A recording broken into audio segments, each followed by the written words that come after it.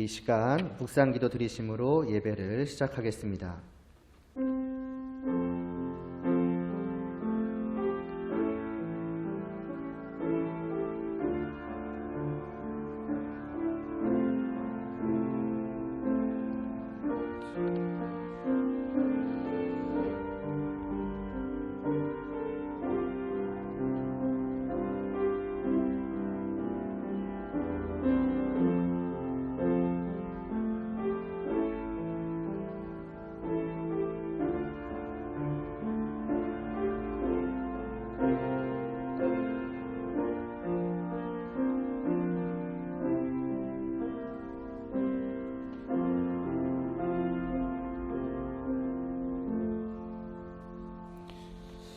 아버지께 참되게 예배하는 자들은 영과 진리로 예배할 때가 오나니 곧 이때라.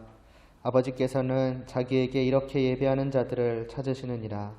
하나님은 영이시니 예배하는 자가 영과 진리로 예배할지니라. 아멘. 하나님 아버지, 저희가 또 한 주간도 또 하나님을 바라보며 또 하나님을 바라보기 위해서 힘쓰며, 그러나 또 이 세상의 풍파 속에서 때로는 하나님을 잊어버리며 또 그렇게 살아오다가 이 자리에 나왔습니다.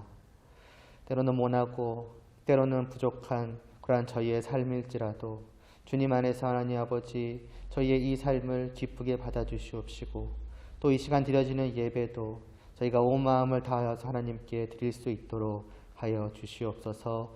이 예배를 통하여서 하나님만이 홀로 영광을 받으시기를 간절히 소원하오며 예수님의 이름으로 기도드리옵나이다. 아멘. 주를 위한 이곳에 한 번만 찬양 드리시겠습니다.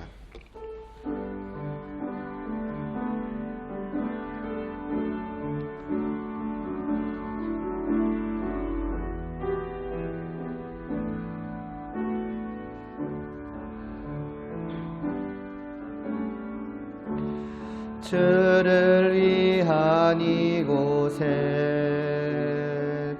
예배하는 자들 중에 그가 찾는 이 없어 주님께서 슬퍼하시네.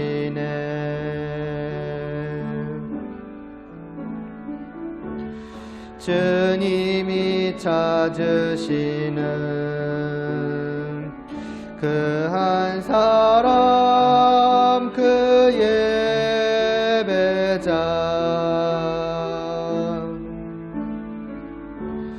내가 그 사람 되기 간절히 주께 예배하네. 주 은혜로 이곳에 서 있네. 주 임재에 엎드려 절하네. 그 어느 것도 난 필요 없네. 주님만 경배해. 주 은혜로 이곳에 서 있네. 주 임재에 엎드려 절하네. 그 어느 것도 난 필요 없네. 주님만 경배해. 다 함께 사도신경으로 우리의 믿음을 고백하겠습니다. 전능하사 천지를 만드신 하나님 아버지를 내가 믿사오며 그 외아들 우리 주 예수 그리스도를 믿사오니 이는 성령으로 잉태하사 동정녀 마리아에게 나시고 본디오 빌라도에게 고난을 받으사 십자가에 못 박혀 죽으시고 장사한 지 사흘 만에 죽은 자 가운데서 다시 살아나시며 하늘에 오르사 전능하신 하나님 우편에 앉아 계시다가 저리로서 산자와 죽은 자를 심판하러 오시리라. 성령을 믿사오며 거룩한 공예와 성도가 서로 교통하는 것과 죄를 사하여 주시는 것과 몸이 다시 사는 것과 영원히 사는 것을 믿사옵나이다. 아멘. 이어서 주는 평화 찬양 드리겠습니다. 이거 오늘 본문이기도 해요. 한번 본문이기도 한데 가사 전체를 생각하시면서 이게 어떤 의미일까를 좀 생각하시면서 함께 찬양을 드리겠습니다.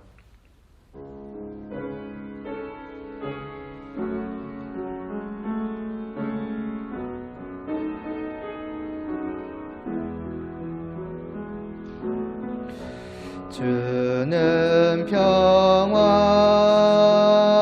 막힌 담을 모두 허셨네. 주는 평화 우리의 평화 주는 평화 막힌 담을 모두 허셨네. 주는 평화 우리의 평화. 한 번 더 주는 평화 찬양 드리시겠습니다. 주는 평화 막힌 담을 모두 허셨네. 주는 평화 우리의 평화 주는 평화 막힌 담을 모두 허셨네. 주는 평화 우리의 평화 염려 다 맡기라. 주가 돌보시니 주는 평화 우리의 평화 염려 다 맡기라. 주가 돌보시니 주는 평화 우리의 평화.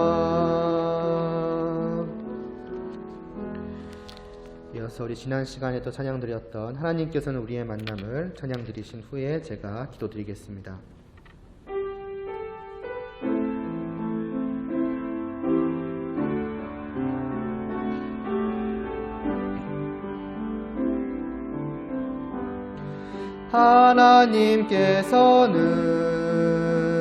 하나님께서는 우리의 만남을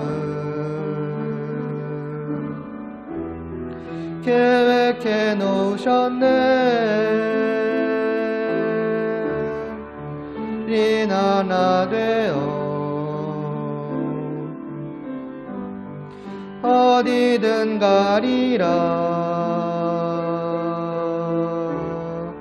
주위에서라면 무엇이든 하리라.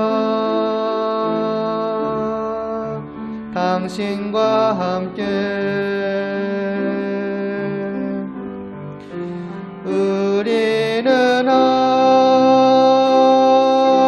되어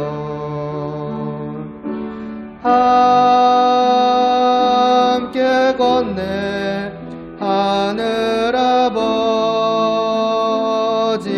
사랑 안에서 우리는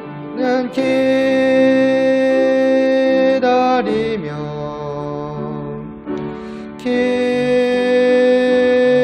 기도하네. 우리의 삶에 사랑 넘치도록 또 우리 모임은 주님만 따르리. 환난이 올지라도 주 함께 하시리. 또 우리 마음에 시험이 닥칠 때 어둠은 지나가고 새 아침 주시리. 우리는 하나 되어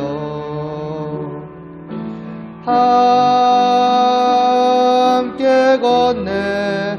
하늘 아버지 사랑 안에서 우리는 기다리며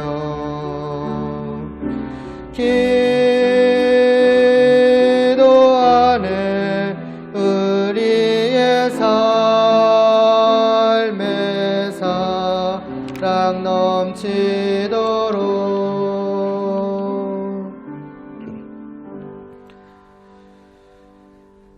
하나님 아버지, 저희가 이 시간도 하나님의 말씀을 듣습니다. 주님께서 우리에게 어떠한 분이신지, 주님께서 우리를 위해 무엇을 하셨는지를 저희가 이 시간 깨달아 알게 하여 주시옵시고, 주님 안에서 우리가 어떠한 자들이 되었는지를 바르게 깨닫고 또 그러한 모습으로 우리 서로를 바라볼 수 있도록 하여 주시옵소서. 예수님의 이름으로 기도드리옵나이다. 아멘. 오늘 보실 말씀은 에베소서 2장 14절에서부터 15절 앞부분까지입니다. 14절에서부터 15절 법조문으로 된 계명의 율법을 폐하셨으니 거기까지만 오늘은 보도록 하겠습니다. 14절 그리고 15절 앞부분 함께 봉독하시겠습니다. 그는 우리의 화평이신지라 둘로 하나를 만드사 원수된 것 곧 중간에 막힌 담을 자기 육체로 허시고 법조문으로 된 계명의 율법을 폐하셨으니. 아멘.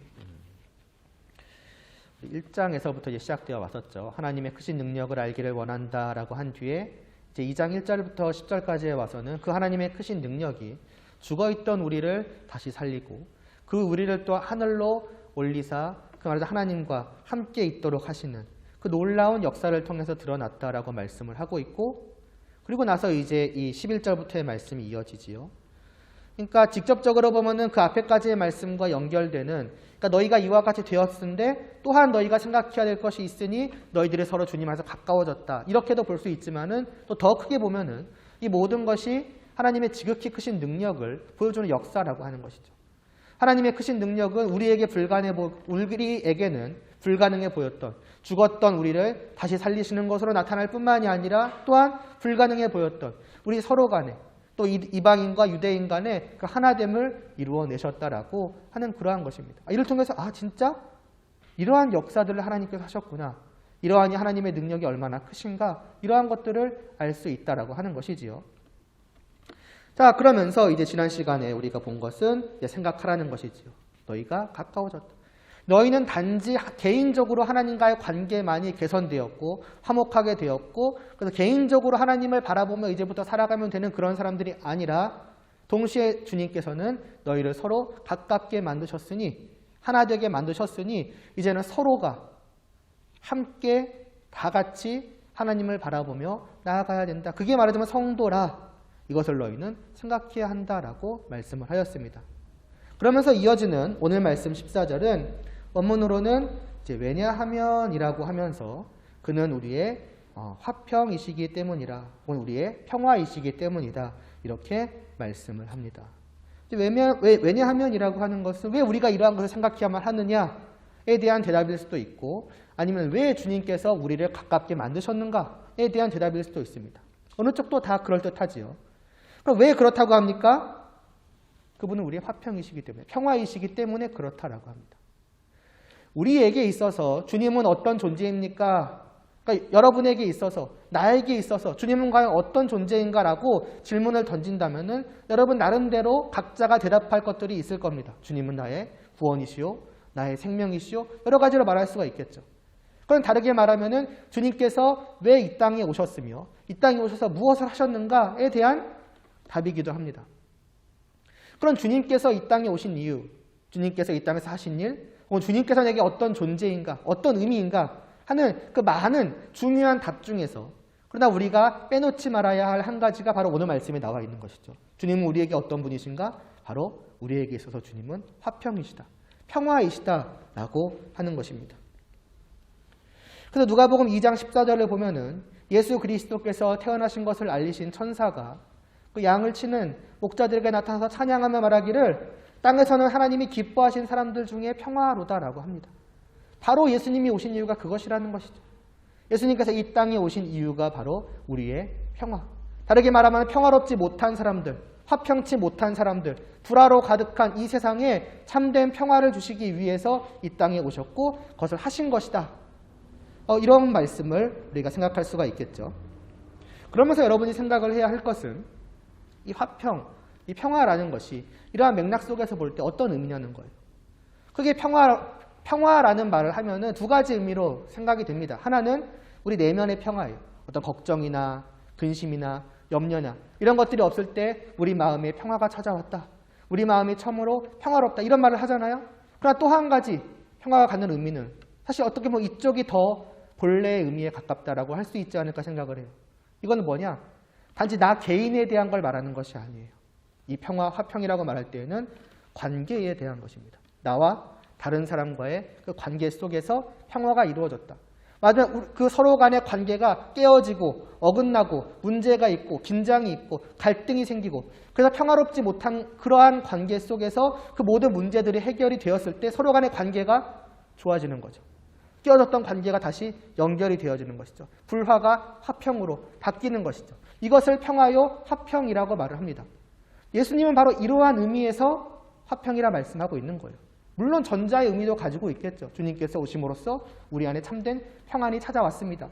이런 의미로서도 평화라고 할 수 있겠지만은 오늘 이 에베소서 2장에서 말씀하고 있는 화평은 관계에 대한 문제입니다. 제가 아까 두 번째 찬양을 부르기 전에 오늘 본문과 연관되어 있기 때문에 한번 생각해 보시라고 말씀을 드리지 않았습니까? 그냥 좋은 의미로만 말씀을 드리는 게 사실은 아니에요. 과연 이 찬양을 부르고 나서 여러분이 이 말씀을 다시 한번 생각을 해보면은 어쩌면 물음표가 생길지도 몰라요. 내가 부른 찬양은 그런 의미로 불렀던 게 아니었던 것 같은데 라는 생각이 드실 때 보면 잘 한번 곰곰이 기억을 해보세요. 주님은 평화라고 하면서 막힌다 하셨네라고 하면서 그 뒤에 뭐라고 나와 있는가?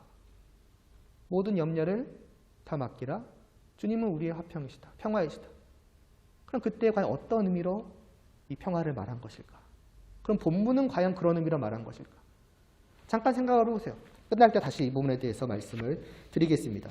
아무튼 중요한 건 이런 의미라는 것이죠. 주님께서는 우리 그 불화투성이었던 우리 그 서로 간의 그 관계를, 거기에 평화를, 화평을 주시기 위해서 이 땅에 오셨다라고 하는 것입니다. 그래서 주님께서 오신 후로 가장 먼저, 무엇보다 가장 중요하게 화평케 된 것은 누구와 누구의 관계입니까? 말할 것도 없이 10절까지 해서 쭉 보았죠. 하나님과 우리 사이의 관계인 거예요. 무엇보다 그 관계가 불화투성이었습니다. 우리는 세상 풍조에 따라서 끊임없이 하나님을 대적하였고, 하나님께서는 그런 우리를 진노하셨죠. 불화인 거예요. 근데 주님께서 이 땅에 오심으로써 어떻게 하신 것입니까? 자신의 죽으심으로, 자신의 피로 그 둘 사이에 그 불화의 원인을 제거하셨고, 이로 말미암아서 우리와 하나님 사이에 평화가 있도록 하셨습니다. 근데 이것만이 아니라고 하는 것이죠. 주님이 오셔서 이루신 화평은 하나님과 우리 사이의 관계에 대한 화평만이 아니라 동시에 우리와 우리 서로 간의 관계에 대한 화평도 있다라고 하는 것입니다. 주님께서 이와 같은 화평이시기 때문에 우리가 언제나 생각을 해야 될 게 바로 이런 거예요. 나에게 있어서 주님은 화평이시다. 그럼 나에게 있어서 그 화평이시라는 것은 어떤 의미인가? 나와 하나님과의 관계만을 화평케 하셨다는 의미인가? 그것이 아니지 않는가? 또한 우리의 그 관계에 대한 화평도 주님께서 이루셨다는 의미이다. 그렇다면 내가 그 주님으로 말미암아서 변화된 자라면, 그 주님으로 말미암아서 내가 그 주님의 평화로 말미암아서 성도된 자라면 어떻게 해야 하는가? 이 화평을 누려야 하지 않겠는가? 단지 하나님과만이 아니라 우리 서로 간의 화평을 또한 내가 누리고 또 다르게 말하자면 내가 그것을 이루어 가야 하지 않겠는가라는 그러한 생각이 우리 안에 있어야 되는 거예요. 내가 주님을 생각할 때마다. 그것을 우리가 빼놓아서는 안 되는 것이죠. 그러니까 말하는 거예요. 그러므로 생각하라고. 늘 기억하고 있으라고.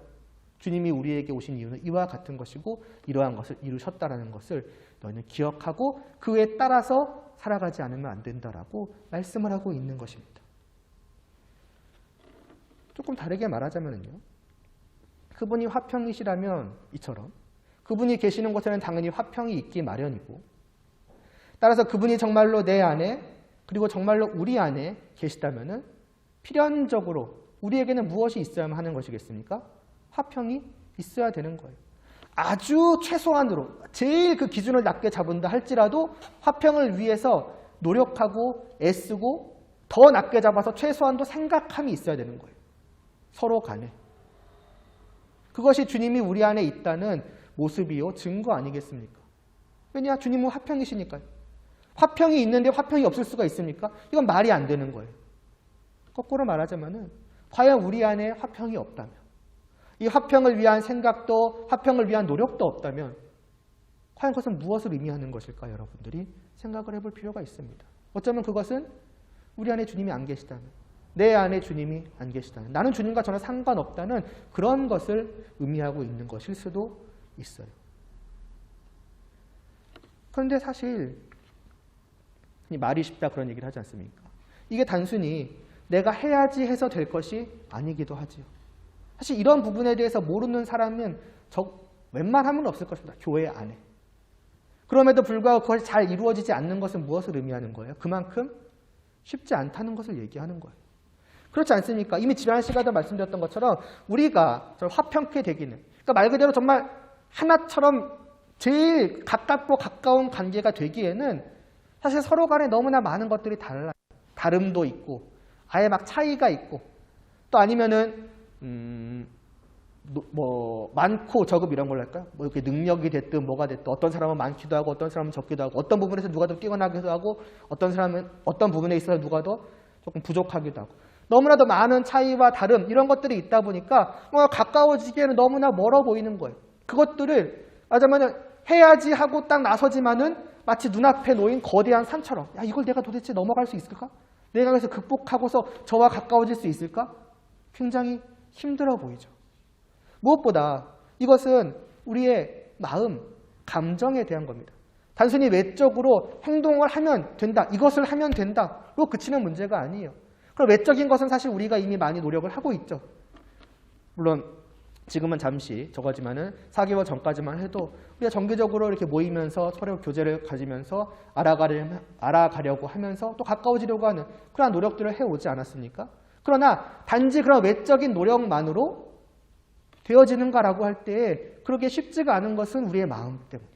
감정인 거예요. 내가 아무리 해야지, 이게 맞지, 그렇게 해야지 생각을 해도 내 마음이 내 뜻대로 움직이질 않아요. 잘 아시잖아요. 내 감정은 분명히 내 감정인데 내 마음대로 되질 않습니다.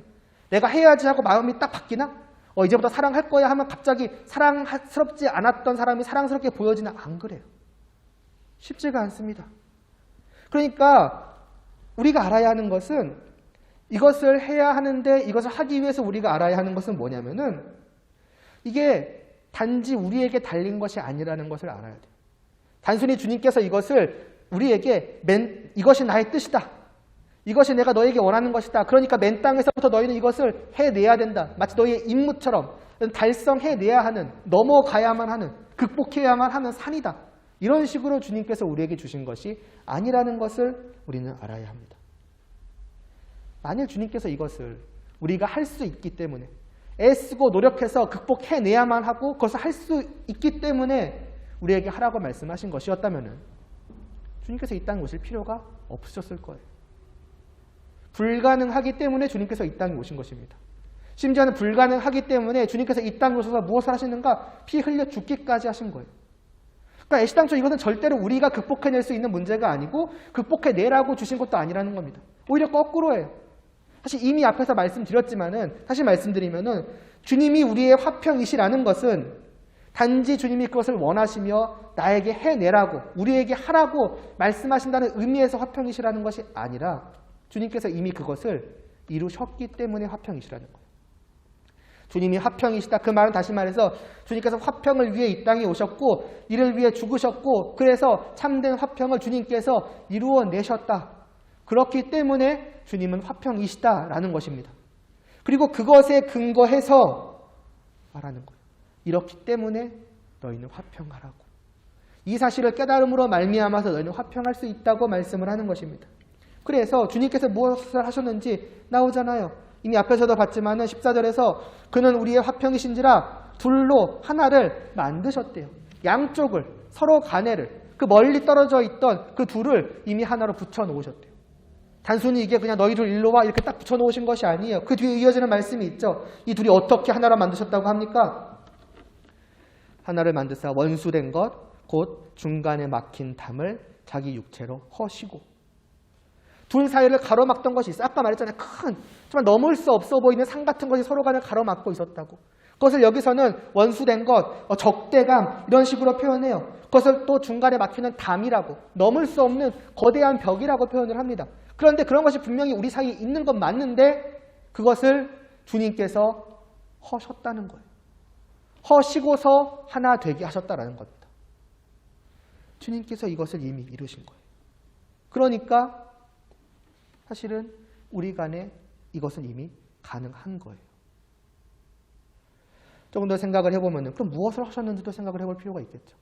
그 적대감의 이유가 뭘까요? 적대감이란 둘 다예요. 아예 서로에게 무관심한 것도 마찬가지거니와 실제로 적대감을 가지는 것, 싫어하고 미워하는 거에 다 포함해서 적대감입니다. 어쨌든 우리가 하나 되지 못하는 그 모든 관계를 통틀어서 그냥 적대감이라고 말씀하고 있는 거예요. 그럼 그 이유는 어디 있을까요? 지금까지 계속해서 다르다, 차이가 있다, 누구는 더 낫고 누구는 못 나고 여러 가지 그런 것들이 있다라고 말했는데 과연 그것이 우리 사이에 막힌 담일까요? 그것이 우리의 관계를 가로막는 것일까요, 여러분? 첫사람 아담과 하와를 생각해 보시기 바랍니다. 그 둘은 남자와 여자로 아예 서로 다른 존재로 창조되었어요. 그럼에도 불구하고 그들이 그 다름이 그들 사이의 관계에 있어서 하등 문제가 되지 않았습니다. 이전에도 말씀드렸듯이 창세기 2장 24절은 남자가 그의 아내와 합하여 둘이 한 몸을 이룰 줄로다 말씀을 하셨고 그것이 결혼의 의미라고 말씀을 하셨고 실제로 아담과 하와는 그 관계를 이루어냈어요. 정말 서로 다르지만은 한 몸처럼 뗄래야 뗄 수 없는 그 하나처럼 그들은 그 결혼 생활을 누려갔다고요. 그리고 더욱더 다름이 있죠. 절대적인 다름도 있습니다. 하나님과 우리 사이죠. 물론 우리가 하나님의 형상으로 만들어진 것은 맞으나 그러나 하나님과 우리를 비슷한 존재라고 감히 말할 수 있겠습니까? 불가능해요. 질적으로 전혀 다른 것이 우리와 하나님입니다. 말하자면 그 차이만을 놓고 보자면 이보다 더 멀 수가 없어요. 그러나 그것이 태초에 하나님과 우리 사이의 관계에 조금이라도 문제가 되었습니까? 전혀 문제가 되지 않았어요. 하나님은 그러한 차이에도 불구하고 기꺼이 우리에게 다가오셨고 사람은 그 하나님과 함께함을 실제로 누렸습니다. 그러니까 뭘 의미하느냐? 차이, 다름 이런 것들은 사실은 적대감의 원인이 되지 않는다는 거예요. 그게 사실은 그 담 위에 쌓아지는 이유가 아니라고 하는 것이죠. 그럼 언제부터 문제가 생겼습니까? 그 모든 관계의 문제는 어디서부터 생겨났습니까? 사람이 죄를 지음으로써 생겨났어요. 사람이 죄를 지음으로 말미암아서 그 하나님과의 관계가 끊어지기 시작하였고 아니 끊어졌고 그리고 남자와 여자도 서로를 핑계대며 탓하며 관계가 깨지기 시작하였고 그 뒤에는 또 무엇입니까? 형제가 서로를 물론 일방적이긴 했지만 미워하고 질투하고 시기하고 죽이기까지 하는 그걸 가인과 아벨이 보여주는 거잖아요.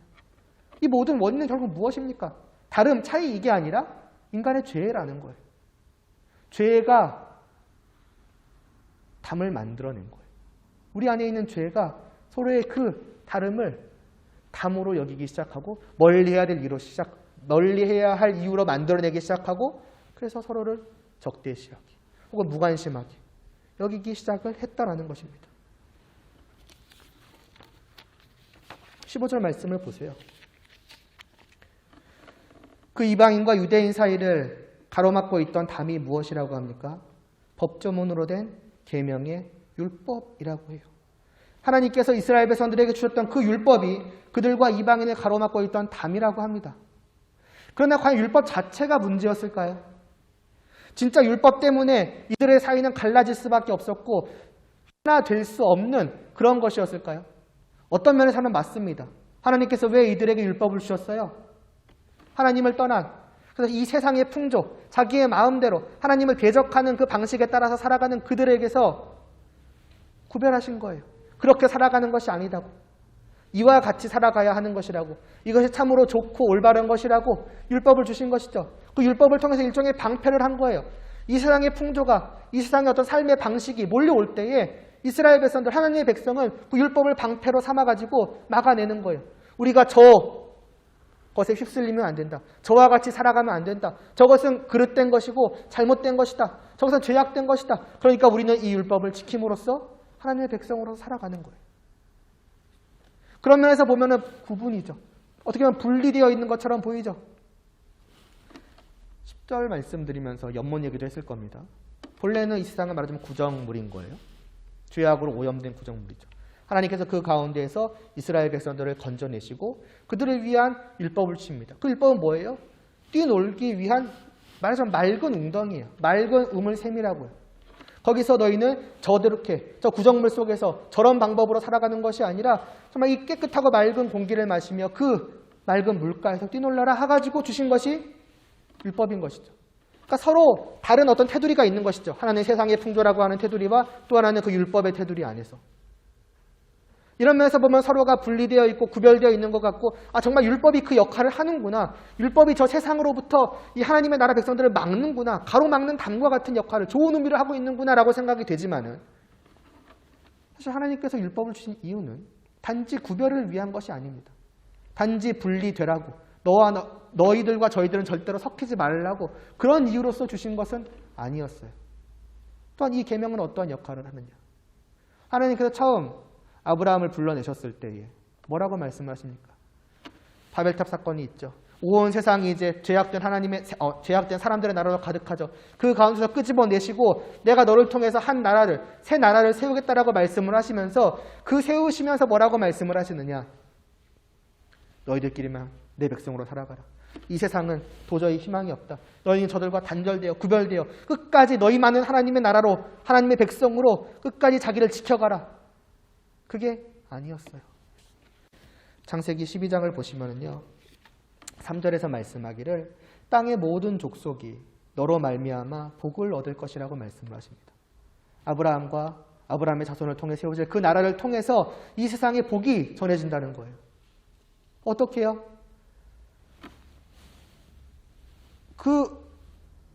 말하자면 구정물이죠. 말하자면 더운 웅덩이 속에서 살아가는 물고기들은 그것이 이상하다고 여기지 않을 것입니다. 왜냐하면 다 같이 그렇게 사니까요. 이게 원래 이렇게 우리가 살아가는 것이구나.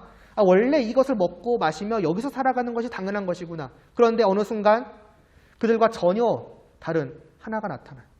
정말 자기들은 시꺼먼데 저쪽은 완전히 그냥 맑고 투명한 우물이 생겨나고 그 안에서 뛰놀는 물고기들이 보이는 거예요. 그때 비로소 무엇을 느끼겠습니까? 우리가 정상적인 것이 아니었구나. 우리가 제대로 된 것이 아니었구나. 저렇게 살아가는 방식이 있네. 그러면서 뭘 느껴요? 저것이 진정으로 좋은 것이구나. 저것이 진정으로 복된 것이구나. 깨닫고 뭘 생각하겠습니까? 넘어오기를 바라는 거예요. 내가 왜 지금까지 이제 비로소 구정물인 건 아닐 거죠. 내가 왜 지금까지 여기서 헤엄치고 있었지? 저 나라로 가야겠다. 다르게 말하면 하나님을 떠난 죄악된 세상 나라 가운데 하나님께서 한 나라, 하나님을 섬기는 저들과 전혀 다른 그것을 선하고 의롭고 복되다고 말하는 그 나라를 세우시고 그들이 저들과 전혀 다른 삶의 방식을 보여주심으로써 무엇이 진정으로 옳고 좋고 행복한 것인지를 보여주시는 거예요. 우리가 하나님을 떠나서 우리 마음대로 살아가는 것이 아니라 하나님의 뜻대로 하나님의 말씀을 따라서 살아가는 것이 정말로 선하고 의롭고 좋은 것이구나. 자기를 돌아보게 되고 어떻게 되는 겁니까? 들어오기를 원하는 거예요. 나도 저 나라로 갈래. 나도 저 하나님께로 갈래. 나도 저 하나님의 백성이 될래. 사실 그러기 위해서 또한 주신 계명인 거예요. 오늘날 교회도 마찬가지죠. 교회가 있는 이유, 교회가 지금 하나님의 말씀을 따라서 살아가는 이유, 이를 통해서 뭘 보여주는 겁니까? 하나님을 알지 못하는 사람들에게 하나님이 어떤 분이신지를 보여주는 거예요. 참으로 선하고 의롭고 복된 것이 무엇인지를 우리의 삶을 통해 나타내 보이는 것이죠. 그것이 전도의 한 모습 아니겠습니까?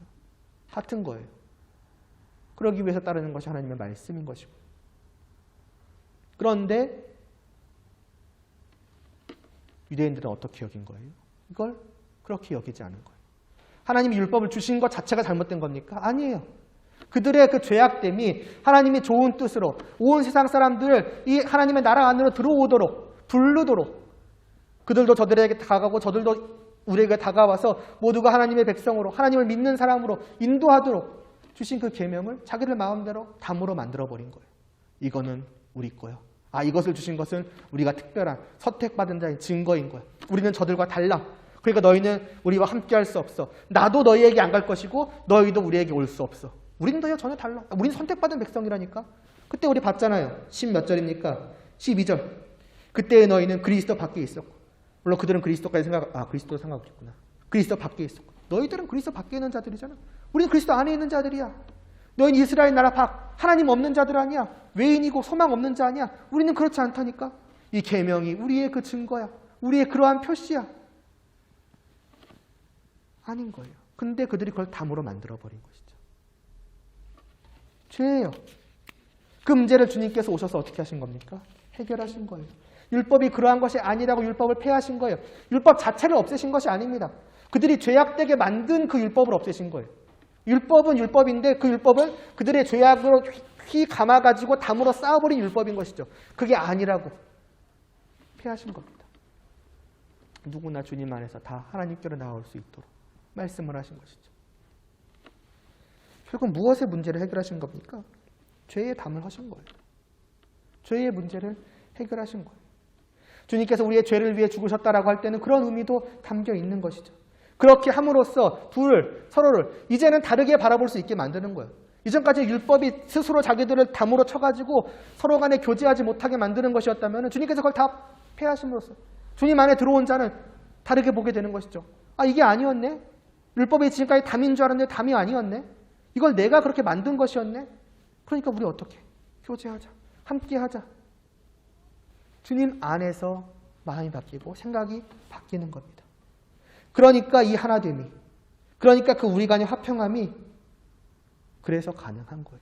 주님께서 이 일을 이루셨기 때문에, 그래서 우리를 변화시키셨기 때문에 그렇게 할 수 있도록 10절에서 본 것처럼 우리를 새로 만드셨으니까. 새로 만드셔서 이전처럼 죄악된 것을 따라서 세상 풍조를 따라서 살아가는 것이 아니라 하나님의 뜻을 따라 선을 행할 수 있는 자로 만드셨으니까. 다르게 말하면 죄악된 눈이 아니라 정말 그 영적인 선하신 하나님이 보시는 그 눈으로 서로를 바라볼 수 있도록 주님께서 만드셨으니까. 그래서 말씀드릴 수가 있는 겁니다. 얼핏 보기에는, 그냥 생각하기에는 절대로 극복하기가 불가능해 보이는 그것을 여러분한테 감히 하라고, 해야 한다고, 하지 않으면 안 된다고, 화평하시라고, 화평을 생각하고 화평을 위해서 서로 간에 애쓰시라고 말씀을 드리는 거예요. 여러분이 주님 안에 들어온 자라면 여러분은 그것이 가능하게 된 사람이기 때문입니다. 이전에 한번 말씀드린 적이 있을 거예요. 주님 안에서 우리에게 어떤 변화가 생겨났는가? 본래는 우리에게 죄악된 본성만이 있었죠.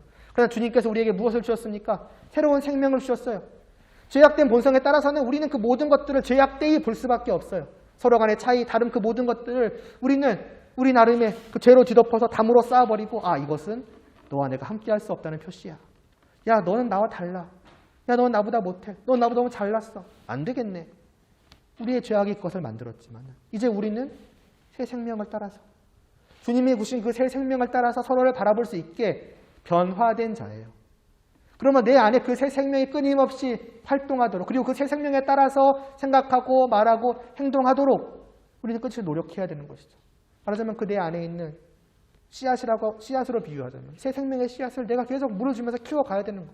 그래서 죄악된 본성이 서서히 약화되고 이제는 이것만으로 그 새 생명에 따라서 모든 것을 할 수 있도록까지 되어져 가야 하는 것이죠. 어떻게 말씀을 듣고 기도함으로써 되는 거예요. 말씀을 듣고 말씀을 믿음으로 받아들이고 또 그것이 가능해지도록 기도하며 실제로 그러같이 하도록 애쓰는 것이죠. 이러한 과정 속에서 어떻게 보면 나도 모르는 사이에 주님의 은혜 가운데 그 새로운 생명이 끊임없이 역동하며 더욱더 성숙해지며 성장해가며 커져가며 정말 그에 따라서 언젠가는 바라볼 수 있게 되는 것이죠. 서로 간에 말이에요. 그렇게 해서 서로를 바라볼 때 서로를 뭘로 보게 되느냐? 지체로 보는 거예요. 우리의 몸을 보시면 알듯이 지체는 사실은 같은 게 거의 없습니다. 물론 손가락들 다 똑같지 않냐고 말하면 할 말은 없지만은 그 여러 지체들은 각자 달라요. 모양도 다르고 크기도 달라요. 그러나 그 모든 것이 하나로 되는 것에 전혀 지장을 주지 않습니다.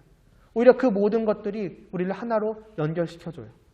그 차이나 다름이 문제가 되지 않는다고 하는 것입니다. 오히려 그것을 우리는 지체로 바라보게 될 때에 그것까지도 수용할 수 있게 되는 것이죠. 조금 다르게 비유하자면 퍼즐로 생각을 하면 돼요. 어디는 튀어나왔고 어디는 쑥 들어가 있고 또 어떤 건 다 들어가 있기도 해요. 죄악의 눈으로 보면 그 모든 것들은 단점이죠. 부정적인 것이죠. 함께할 수 없어 보이는 것이죠. 나와 다른 것이죠. 그러나 하나라는 퍼즐 안에서 보면 그것이 있음으로써 우리는 그 조각이 맞춰지는 거예요. 그것이 없으면 오히려 맞출 수가 없는 것이죠. 주님 안에서 우리는 이와 같이 바라볼 수 있는 사람들이 되어야 하는 것입니다. 마지막으로 오늘 찬양 얘기를 이제 하고 끝내면은 이런 말씀을 듣고 나서 여러분 아까 주는 평화라는 찬양을 다시 한번 가사를 생각을 해보면은 이상하다는 생각이 좀 들 것 같아요. 주는 평화, 우리의 막힌 담을 하셨네. 근데 그 막힌 담을 뭘로 연결시키고 있습니까? 모두 염려를 다 맡기라로 연결시켜요. 그러니까 그 막힌 담이 우리의 염려이고 그 염려를 주님께서 모두 다 가져가시고 해결하셨기 때문에 우리 마음에 참된 평화가 찾아오지 않겠느냐. 걱정, 근심 다 주님께 맡겨라. 주님은 우리의 평화이시다. 라는 찬양입니다. 사실은 그 내용만 보면 틀린 말은 없어요. 다 맞는 말이에요. 실제로 주님은 그러한 분이시기도 하고 그러나 다만 이 본문은 그 본문이 아닌 거예요. 다른 본문인 것이죠. 제가 어떤 반면교사로 이거 잘못됐다라고 해서 잘못됐다라는 그 예시로 여러분한테 가져온 것이 아닙니다. 거기에는 분명히 하나님의 말씀이 담겨 있고 오늘 본문이 들어있기 때문에 이 본문의 의미를 잘 생각을 하면서 찬양할 수 있어야 한다는 것이죠. 아, 이 본문이 이런 의미이구나. 아, 정말로 주님은 우리의 모든 막힌 담을 허신 분이시구나. 주님 정말 감사합니다. 근데 그게 염려, 그런 마음의 평화와는 다르다는 것이죠. 그러니까 찬양을 할 때도 우리가 생각을 해야 되는 것입니다. 찬양이 있으니까. 맞는 말이잖아. 다른 곳에도 그런 말씀이 있는데. 그러니까 부르면 되지. 우리는 조금 더 생각을 해야 돼. 정말로 이 본문이 그 본문인가? 이 본문을 가지고 찬양하는 그 본문이 그 뜻으로 하는 것인가? 그리고 때로 가사에서 사람이 하는 일이기 때문에 모두가 다 완벽할 수는 없죠. 때로는 부족한 부분도 있을 수 있고 조금 다른 부분도 있을 수 있고 그럴 때에는 내가 그 본문의 뜻대로 이 내용에 합당한 마음을 가지고 생각을 가지고 찬양을 하면 되는 겁니다. 근데 우리가 함에 있어서는 조금 더 그런 주의를 기울일 필요가 있겠죠. 그리고 이제 이러면 진짜 안 되는 거죠. 에휴, 저 찬양을 저렇게 부르고 있네. 그 뜻 아닌데. 이거는 이제 완전히 어긋나는 것이고 심지어 오늘 말씀과도 정반대되는 거죠, 여러분. 그런 것까지도 여러분이 생각을 하면서 그러니까 성도됨을 좀 더 온전히 이루어 나아간다는 것은 사실은 이러한 찬양까지도 하나하나 잘 그 뜻을 생각을 할 필요가 있다. 그냥 부르면 안 된다. 이런 것까지도 우리가 생각을 해야 할 것 같습니다. 기도드리겠습니다. 하나님 아버지, 하나님은 우리의 화평이십니다. 우리 간에 그 막힌 서로 간의 담을 허시고 그 모든 죄악으로 쌓은 담을 주님께서 다 헐어버리셨습니다. 그렇기 때문에 우리는 화평할 수 있습니다. 주님 안에 우리가 있기 때문에 주님을 힘입어서 우리는 화평을 위해서 애쓸 수 있으며 또 그것을 이루어낼 수 있습니다. 주님 없이 나 혼자만 놓고 보자면은 정말 넘을 수 없는 담이요 넘을 수 없는 거대한 산처럼 보일지라도 내가 주님 안에 있는 자임을 깨닫게 하여 주시옵소서. 우리 안에 죄악된 옛 본성이 아니라 새로운 새 생명이 주어졌음을 깨닫게 하여 주시옵시고 그 생명에 내 안에서 끊임없이 역동하고 더욱더 커져가고자 또 그렇게 만들어가고자 저희가 또한 힘쓸 수 있게 하여 주시옵소서. 이를 위해 말씀을 들으며 주님 안에서 하나님을 알아가기에 힘쓰게 하여 주시옵시고 또 그 은혜로 말미암아서 우리가 실제로 이 말씀이 주시는 그 뜻대로 서로를 정말 바라보며 서로 간의 화평을 이루어갈 수 있도록 주님 은혜를 베풀어 주시옵소서. 이 말씀을 주신 그 뜻이 이 교회 안에서 주님께서 한 지체로 한 몸으로 만드신 이 교회 안에서 온전히 이루어져 갈 수 있기를 간절히 소원하오며 예수님의 이름으로 기도드리옵나이다. 아멘. 주기도문 드리심으로 예배 마치겠습니다. 하늘에 계신 우리 아버지여, 이름이 거룩히 여김을 받으시오며 나라의 임하옵시며 뜻이 하늘에서 이루어진 것 같이 땅에서도 이루어지이다. 오늘날 우리에게 일용할 양식을 주옵시고 우리가 우리에게 죄 지은 자를 사하여 준 것 같이 우리의 죄를 사하여 주옵시고 우리를 시험에 들게 하지 마옵시고 다만 악에서 구하옵소서. 대개 나라와 권세와 영광이 아버지께 영원히 있사옵나이다. 아멘.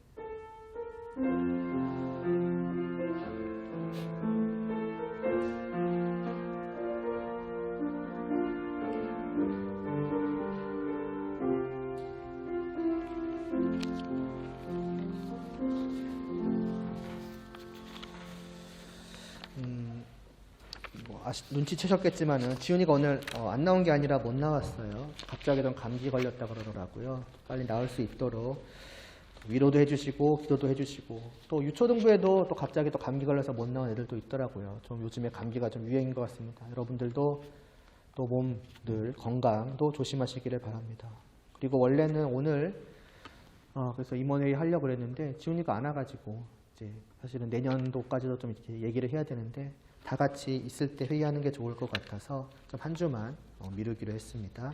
이 점도 알아주시면 좋겠습니다. 네, 예배 마치도록 하겠습니다.